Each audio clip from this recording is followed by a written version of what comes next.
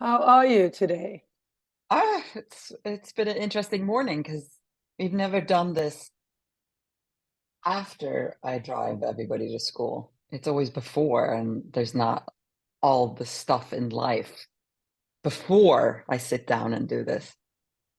So I was So, thinking so about you that. It you had was some interesting because, reality check. yeah, because I was like, I thought we were going to start, and then my husband had put in the wrong time for his appointment. So we realized that like 15 minutes before the podcast that he wasn't going to be able to drive the kids. So then everybody's uh but the good news is that I you know you I could do it with awareness. We're Yeah. moving faster to get to school so I can come back and see you, but we're grounded in the moving of the movements that are faster than normal, right? So it's not like we're rushing, No, because okay. rushing is Mm, stressful. mm. Instead, it's just, can you just move a little quicker? I asked my daughter. Did you say literally these words? Can you move a little Hmm. bit quicker? Yeah, I Okay. don't say, hurry, hurry, come No, on, we gotta go. I don't do that. I say, no. can you move a little faster so I can get back to do my podcast with Louise? And Alice moves fast anyway, but Anna, she's almost 15, so everything in the morning is like she's a zombie, you know. She just can't, just everything. But then when you said that it was a podcast together with me, she's like, okay, of course, I'm gonna No, speed no, up. I mean they're very respectful, but Yeah. But I so think that's very interesting what you say that because you pick the words of not please hurry up and you said, can you move a little bit faster or quicker? I mean, it's very interesting because yeah, we try, we have the same problem in the morning as well, and they have to wait for each other and Six and take yeah, his bike, but Holly and Elton wants to go with car. Yeah, it's thank you for sharing that. I think that's very useful for me or for yeah, a lot of people maybe listening. So yeah. So I actually was thinking that before we do the introduction, we're going to close our eyes. wonderful. Let's Yeah. do that. So, because we're going to find a good seat and breathe through the nose. We're just going to do like a, 1 2 minute meditation to begin the podcast today. Hold on, let me turn off the. So, just breathing in through the nose, feeling the air coming through the nostrils into the back of the throat.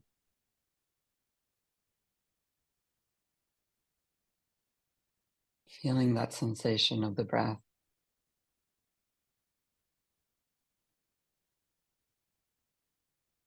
Feeling the breath coming into the chest.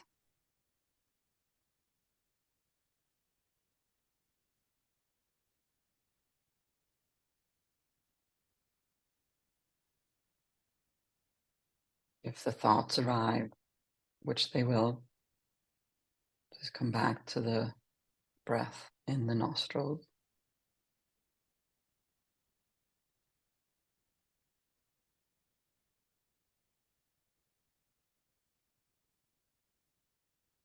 And see if you can follow the breath all the way down into the belly. That's always sort of the goal, to connect with your belly, the center.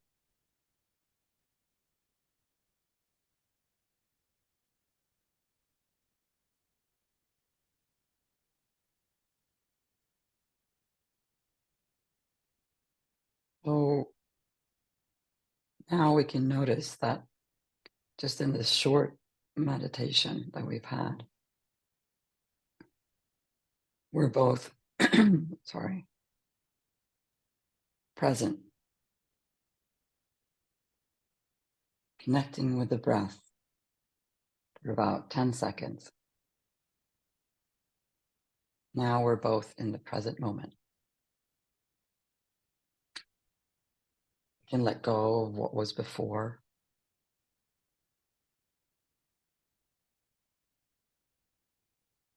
Let go of the day ahead.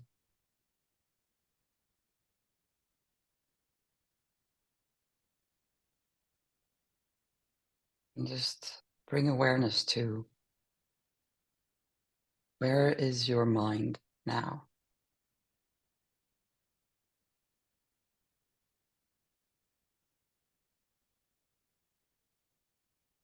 Finding gratitude in the present moment.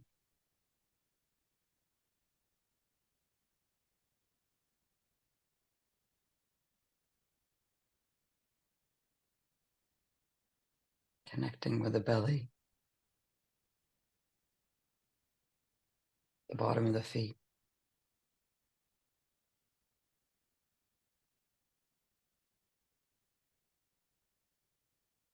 Air coming in and out of their nostrils.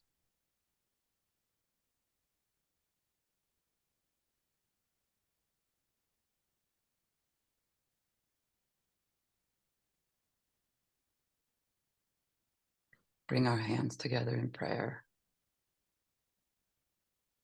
Namaste. Thank you for meditating with me. Thank you so much, Pernilla. You have a very comfortable voice to meditate to.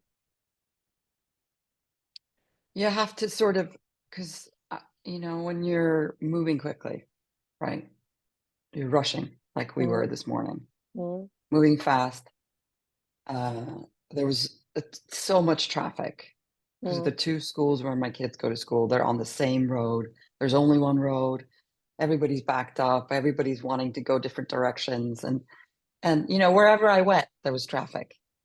So there's nothing else for me to do than bring awareness to the fact that this is what it is. There's nothing I can do to make the cars move faster. Yeah. So through this whole experience, I was like connecting with my breath. And then I knew that in order for me to feel centered when we do this, we need a moment of meditation to bring ourselves into this moment. But I think that's a wonderful way to start, actually, the podcast. I think in the very first one, or the Zoom meeting we took a minute of, of just a peaceful moment to just tap in, because that's how you're letting go of what you just have experienced, and you're tapping into the present moment in that space, kind of cleaning off the table. Yeah. Right. Yeah, exactly. You're sort of decluttering cleaning the kitchen, it's exactly. Yeah. Yeah. Because that's what I mean by, like, we usually start, I wake up, and I was thinking about you too this morning. It's like, I wake up and then I get ready, and then I come down here into the basement and I sit here with you. So it's a clean slate already. But I already had like a morning, and I think about that. You usually have a lot of things happening before we record. So how do you like let go of what was before and what is about to happen in the rest of the day, and just be right here, right now? I mean, it's hard. It's a gift. Yeah. But I think also it's, as you said, when we're taking this moment that we can tap into later on, self-reflection, but the moment of meditation, because I try to tap in before my classes, and also sometimes after the classes, to just becoming aware of, okay, how was this class? What affected me? Why did it affect me? And how can I work with it? But I think that when we, like, when you meet up and you're going, and you haven't experienced a whole half day like I have, I think that becoming aware that everything, but even the night and the energy of the nights and the dreams of the night, do have an effect of our life condition in the moment. And when I take in this moment and investigating or becoming aware of how am I doing, what kind of thoughts are filling, what are my sensations, it's also easy to accept it, and then also letting that go, and be even more present in the moment. Yeah. Does it make sense? And I think it's just, and it takes like awareness, right? It's like, yeah, definitely. Just remembering. So it's almost like you have this usually at like noon, which is also very sort of like, it's like a turning point of the day. And then you sit down and you get to be present. So it probably energizes you for the rest of the day, because it's like in the creative process that we're in, you actually channel a lot of energy that lifts you up, right? Yeah. This doesn't make you feel tired, right? This makes you feel elated. Yeah. Yeah, and also I think that I'm becoming aware if that has been, you know, a grumpy morning, or if it's been a stressful morning, it gives me a possibility to, with awareness, letting go of it. You know, And restart or resynchronize yourself to the flow of the day. Yeah, that's beautiful. Yeah, this really is nice. all about self-reflection. We're thinking so much this morning about, because the theme today is self-reflection, and I think that's like, this is how we do it now, in the place in our journeys that we're in. This is how it looks in our lives now. We just explain, you know, you have an awareness on your morning.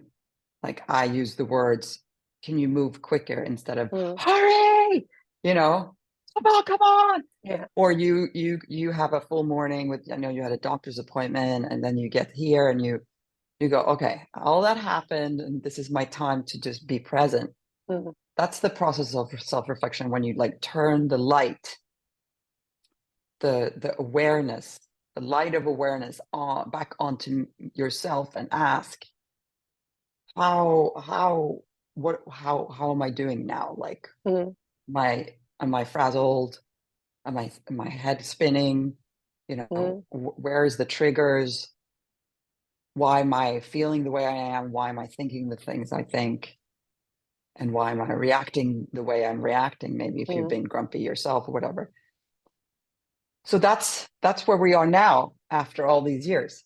After all these years, that's yeah, but I mean, that's an incredible journey, knowing that either one of us could sit still for more than half of a second. I would never sit down with a newspaper, read, or a book to read. You know, it's always on the run, to not stop and reflect and think and feel, you know. But I want to get back to what you mentioned there, because it's funny. Now we're talking about self-reflection, and because, and now this is questions and how you see it, because I'm becoming curious. Self-reflection, surrender and letting go of what I'm becoming aware of, for tapping into this moment, kind of a surrender. And that could we call that meditation? Can you say that again? Yeah, but could we call it, like, when you're taking a moment to self-reflect, like we just did, that, you know, or well, actually we did it in short meditation, but self-reflection and meditation, does it go hand in hand? Oh, definitely.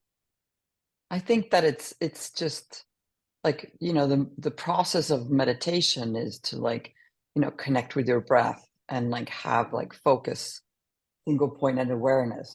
And if that's for a second, or for the hour that you sit cross-legged on your cushion, I think it's all the same, right? Like, I can say that when I was driving the kids to school, and I was aware of where I was at, right? I was aware of breathing through my nose, and the fact that I had somewhere to go that was important, and I wanted to, you know, I was aware of my actions.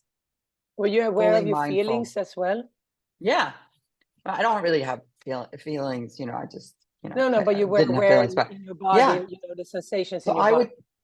I feel like meditation is all of it. And it's again, like, it's all about perspective, just like the word awakening. Meditation can be so many things. You Could you know, walk through life in a big meditation? yeah, I think so. I think that, like, Ramana Maharshi and Neem Karoli Baba, all those guys, they were I mean, I know that the sages also had an actual practice, like, you know, Ramakrishna, he was in the middle of the night meditating for hours on end, and Swami Muktananda spent, but I think that, like, you know, they get to, you know, they're just born in the state of meditation, which is the state of awakening. Like, so they, you know, meditation is something that you use in order to find more presence. And for guys like that, they're already there when they're born. And like, maybe, you know, same thing with like modern teachers like Eckhart Tolle. I'm sure that, like, after he had his awakening on that bench, I think it was like Cambridge or whatever he was, I'm sure that he's in a place of presence that could be called the constant state of meditation, present right now. Do you think that we can be, like, when you live life on daily terms, and like we do, you know, we mom and we go to work, and, you know, we have all these different things around us, is it possible to be in the state of meditation most of the time? Okay, so you're talking about regular people, like, householders. Exactly. Yeah. No, I see what you're saying. Mm. I think so. I think so. But I think that when you're dealing with modern life, it is harder because things throw you, and, you know, appointments and people and things are, and then, like, so I think it is harder. But I would say that for me, and I think we've touched on this before, you have years of the little fragments of meditation, right? The little moments where you have stillness, you have presence, and then you build up.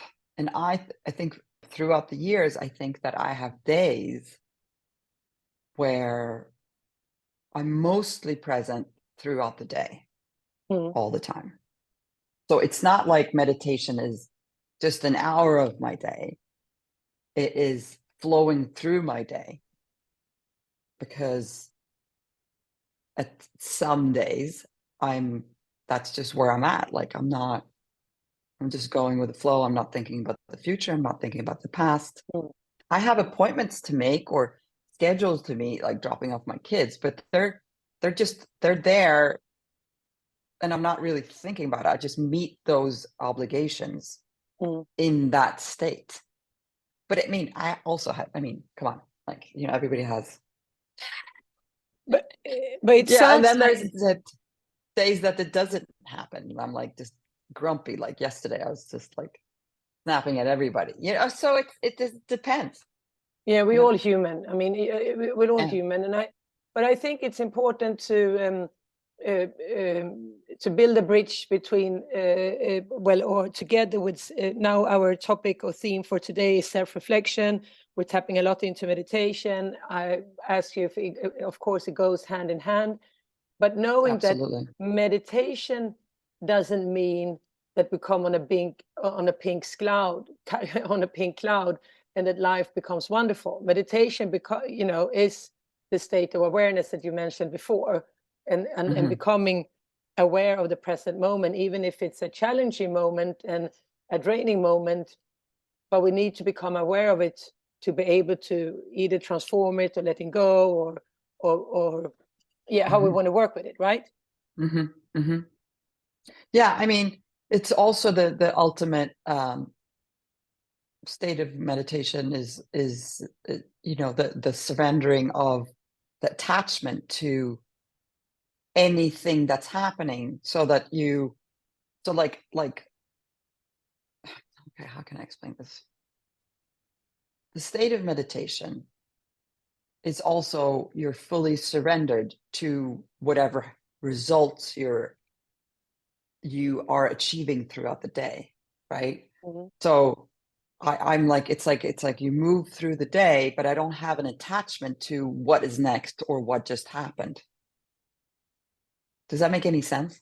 Yeah, it makes sense, but it's Too out difficult. No, definitely not. I just think it sounds, I mean, I can just relate to it emotionally. If you know, I get the moments of that, but it's so difficult to let go of not controlling the results. Why? No, but this is just my own, I'm working on it myself, you know, because I think But that, give me an no, example. but when you go through the day, you know, you have certain things that you would like to, like certain goals. And I think that instead for me of focusing on the result or the goal, you know, what you're talking about there is to bring it back to the present moment and be with the flow and go with the energy of the universe and not focus on the goal, but be in the process. And that's what I feel that when I do that, that's when I feel I'm tapping into kind of a flow that's just carrying me, and it becomes less resistance in my life. But you know, my mind is there bringing me into the future and telling me, you know, if you put this strategy there, you can do that. And you know, and I start, well, if you can cancel that appointment or put that person there, then you can also reach that, you know. And it's and then I lost not just the process, but I also lost the present moment, and I also taking the control of something that I can't control. Yeah, that's so interesting. So, but okay, so there's a teacher, his name is Adyashanti. He's also a modern American spiritual teacher. I read one of his quotes years ago, and I can't remember exactly what it said, but it was something, the paraphrase was, when you realize that there is no longer anything to fix, that there's no more possibility of fixing anything, not even the thought that you can fix anything.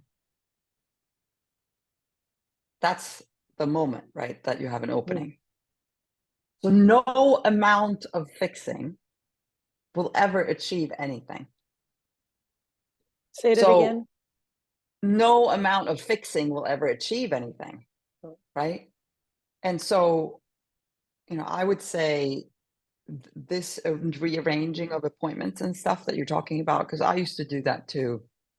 And now I literally, because it's so stressful, right? It really is stressful and time consuming. And I feel like when you're trying to overdo, that's when it happens. You're trying to do everything, and you can't. There's no chance to do everything, right? You have to choose 3 things that are your main priorities, right? So, because doing everything causes stress.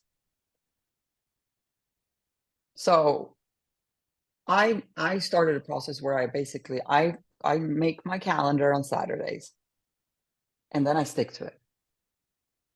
But now you mentioned 3 things, priority every day. No, I mean, for me now, I have 3 things that or 3 things, but I have very limited things happening in my daily life because well, first of all, we're doing this podcast and I have my website and I want to be focused on that. So if I had like other things happening at the same time, and too many things, that's another thing. Like I've slimmed down all the work that I'm doing for the website. Like I have like certain things, like that's the podcast. Then I work on my Instagram to make it beautiful, and then I write. But those are the only things that I'm spending time on, because if I want to do everything, which there's so much to do, then I feel stressed out and I can't focus. So, and to getting to that point, what you're saying there, it sounds like you have been self-reflecting of your own experience, knowing your boundaries and your limits and what's good for you. It took me a long time. But it was when I realized that actually it was the recognition of the feeling of this schedule massaging, that I would call it. Wanting to do everything, realizing that you can't do everything. And actually, you know, your kids don't want to do everything either. No. And that's what I realized. They're fine with something, but not everything, right? So the feeling behind wanting to do everything was what shifted. And that's like that feeling that you'll have when you're driving your kids to school and you're trying to get from A to B. You're not thinking about that. You're just right here in the moment. You're in this sort of like forward feeling. It's not rushing per se, but it's like you're not in the moment, you're in the next moment. And may I ask, what would be the feeling behind wanting to do everything? Because That's I what think I'm a lot saying. of no, but my question is, I think a lot of people do have the feeling that they want to do a lot of things. They want to do everything. Yeah. And we Yeah. want to, but why Yeah. do we have that feeling? Where is the Yes. source of that feeling? Because that's a performance. It's I'm not good enough. I'm striving. You know, it's what was your insight into that?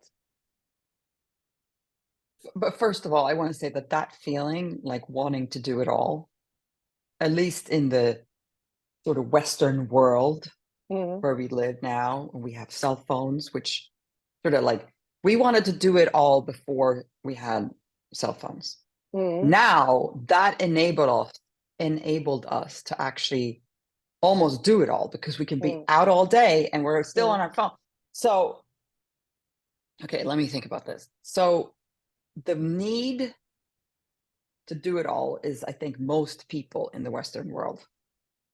We want to go places. We want to do all the sports with our kids. We want to like eat all the great dinners. We want to travel. We want to take this class and we want to learn more. And, you know, everybody's all over the place. But I think that, and I think that's part of the human condition, because we all feel like we're not enough.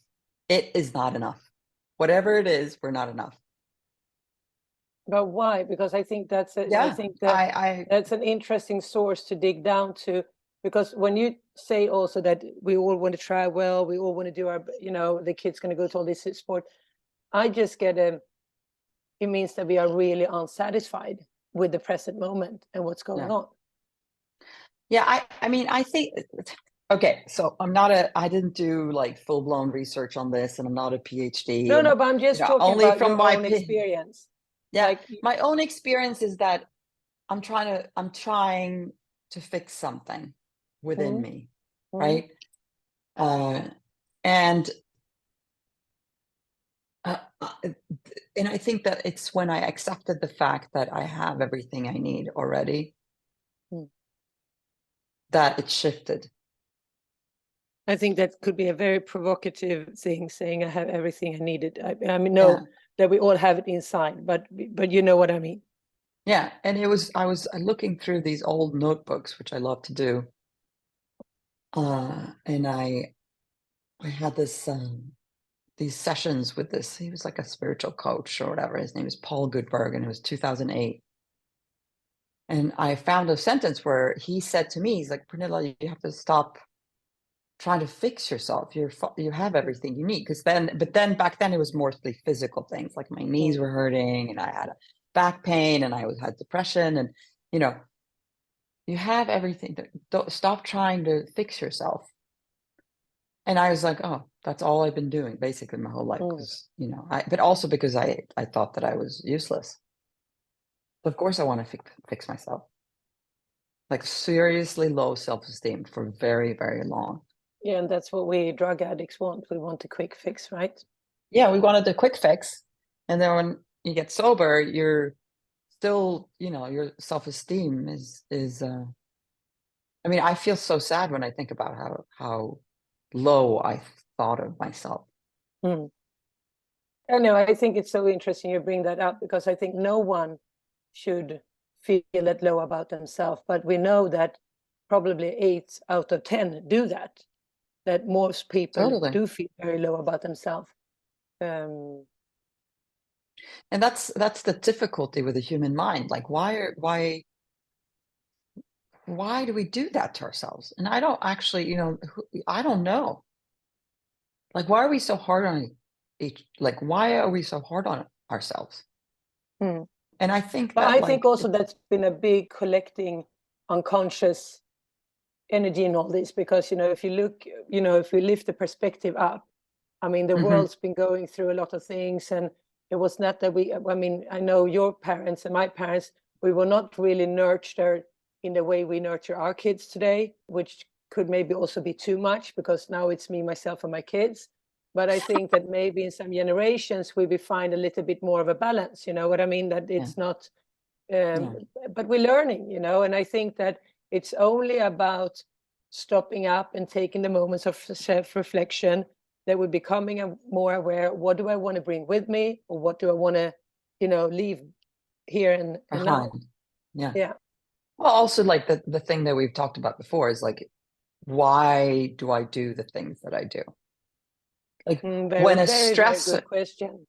Yeah, well, so when a stressor comes up, like when you're going about your week and you're rearranging your schedule and you feel that sort of like that tightness in your chest, that sort of like feeling of being a step ahead of yourself, but a little tense about it, and your mind is going, then you just say, wait, why am I doing this? So that's the easiest way, I think, to begin. But then I mean, I talk to a lot of people also that just, they don't want to ask themselves that. Yeah.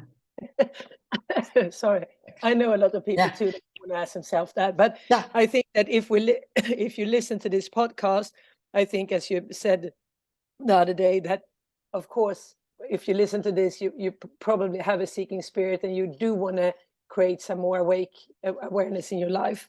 So sorry. So I think that, but just to tap back, could we say that taking moments of self-reflection will help you in your meditation, and vice versa?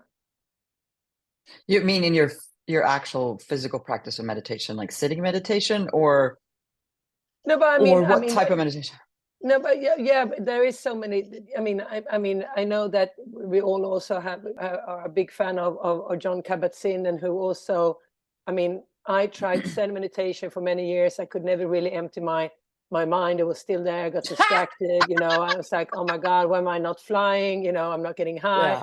Then when I got introduced to mindfulness and Jon Kabat-Zinn, I'm just like, for me, that was a breakthrough. A turning point. I was like, oh my God, this is now I got it. Now I can literally sit down and meditate, and I can be curious, I can investigate, I can see, and of course I'm drifting away sometimes, but meditation got a whole, and I would say that's the meditation that brought me to more self-reflection. Because I was not striving in my meditation. Yeah, that's so interesting. Yeah, mindfulness is like, it's sort of an overused word at this point, which is unfortunate, but it is the perfect word. You know, just to have a moment of mindfulness, a moment of awareness on the things that you do, and then with meditation, like we said earlier today, even, like, they go hand in hand. That's so funny that you tried, like, so you went like to like a Vipassana retreat. And yes. I remember it was so simple the first time when I got the mindfulness introduction. I was like, why haven't anyone told me this? And not even, I mean, but I also have to say that maybe I was, you know, I think you're ready for certain things when you're ready. You know, we've both been going to yoga, even, you know, even when I was using drugs. I've been in yoga since I was 18 years old. You know, I remember going to Doris in Paris, and I was flying high, and we were doing Kundalini yoga. It was wonderful. But what did I remember from that? So I think that, you know, I really believe that we are where we're supposed to be, you know, and I was probably not open enough or ready enough to have that experience. It took me that time, you know. Yeah. Wow. Yeah, I've done a lot of meditation retreats, but never Vipassana. I mean, I could probably do it now, but it's, you know, it's a famous one in Sweden. Oh, really? Yeah, cool. Cool. Yeah, Maybe we maybe should do that's it what we should together. do. Yeah, yeah. So, I mean, yeah, meditation, moments of self-reflection, awareness, they're all really the same in the end, right? Mm. But having a moment of asking yourself why you do the things that you do will enable you to maybe meditate a little bit better and the other Mm. way around. I think that's So, wonderful to have that question. yeah, sorry, my daughter forgot her sneakers again. Which Alice or Anna? Anna, Oh, I love it. So you're gonna she like drive goes them to over? school. Oh yeah, that's just she forgets her sneakers and then anyway. But should we do a little recap maybe? Yeah, sure. Yeah, We sure. never even did the introduction, so hey, there you go. No, but then we can start by saying thank you to listening. It's Pernilla and Louise. And the theme of today has been self-reflection, hand in hand with meditation. We I did a think that short you said meditation. something that, yeah, we start with a short meditation, what I think we should do actually all our start of the podcast. But you said something that I really, the state of meditation, state of awakening, is like the state of meditation, the state of awakening in that present moment, that is a moment of self-reflection. Yeah, I mean, again, they go all together. Yeah. And I think that like it sounds more difficult than it is. And I think that if we were to make steps, sorry, the sun is like coming. If we were to like make a ladder for Yeah. this, self-reflection would be the beginning, because the question, why am I doing this? Mm. Why am I getting mad as soon as somebody talks to me with these words? Or why am I yelling at the waitress at the, that's sort of the first and the sort of most easily accessible for people to start thinking about. But also very difficult, as you say, because we want it to be everybody else's problem than ourselves. That was a big moment of self-reflection for me when I realized that in all my male female relationships, it was always me that was a problem. I was the one who was causing most of the problems. It took me 6 years of sobriety to figure that out, and when I did, it changed everything. But did you have problems with tell me about, yes, quickly. I most of the time chose people that really weren't what I thought I wanted. And it was like I was a nightclub doorman. Like of course I didn't have any healthy relationships. They were all like filled with drama and life or death. It was just so much drama. And I think that like, and fighting and it just wasn't like, I think that the healthy relationships I had one before I started doing drugs in high school, and then I had one in early sobriety that was a wonderful relationship. He was amazing, but we were a little too young still to sort of keep going, but those were okay. But besides that, it was a disaster every time. So, and then I did the 4-step that we talked about before on the relationships that I had, and then I met James after that, and we got married a year later. But I had to completely understand what my part was in it in order to shift what I was doing. And we're still working on it, him and I. It's been like we've been together for almost 20 years, and we're still sort of like, I still think about how I am in our relationship every day, because I know that I'm no walk in the park. I mean, I'm easier to be around now, I guess. But I'll always ask myself first, what is my part in this? before blaming him. I think that's very, I mean, I try to do that as well. And I think that that's what we bring with from this podcast today, really to do even more inventory with myself, stop up and doing a self-reflection. And that, you know, I don't have to sit down and meditate, but in the moment, maybe you just step back, take into a breath and, okay, reflect over what's my part into this. But it's also with people like us who had very low esteem and still have in certain times, I think it's very important to not become too critical. And it's a balance also, becoming judging and critical about yourself and then becoming a victim, which I don't think I do very often anymore, but it's a balance, right? Yeah. It is a balance. And I think that when I had this realization that I was the culprit in most poorly made choices in my relationship, it wasn't like I told myself that I was a bad person because I had that, because it was my part. Instead, it was more like I saw the hurting part of myself. That is why Abdi, my teacher, says helplessness and control are two opposites of, so true feeling of helplessness results in trying to control.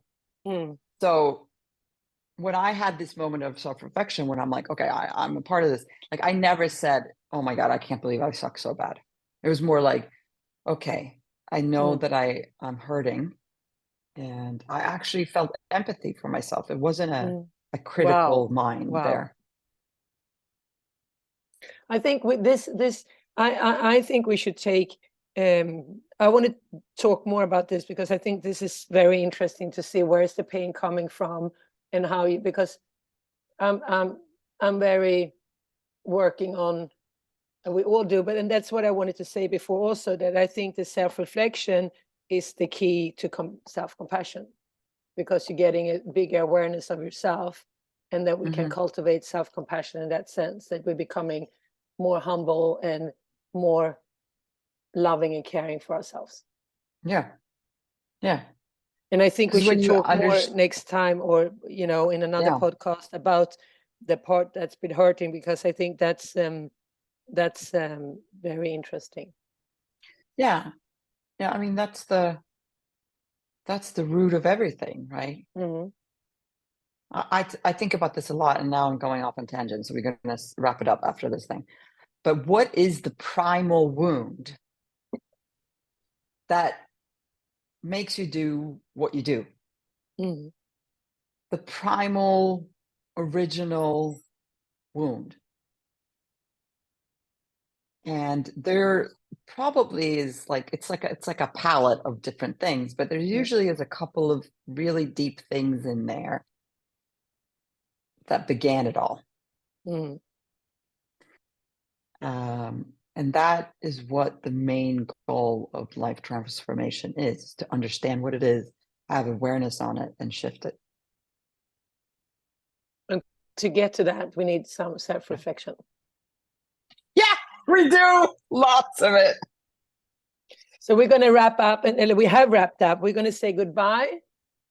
Or you want to, or you said that we wanted to do like what can you work on? Well, it's just saying, like, why am I doing this? And then just taking a short moment to think about it. And knowing that maybe you don't get the answer, why am I doing this, straight away? But I think that if you start paying attention to that, and you take in a moment of self-reflection, okay, why am I doing that? I mean, I did every time before going to bed, I was going through my day and say, okay, interesting, why did I react that way? And that gave me, a little bit of what to leave and not to like, and what to like and bring with me. So I think that's a very good thing, as you said, ask that question. Yeah. Fantastic, baby. I love you. I love you. Okay, I'm gonna go pick up Holly now. I love you the most. Bye. Bye. We talk later. Puss och kram. Okay. Puss, puss. Hey, hey. I love you. Puss, hey, Love hey. you. Hi. Bye.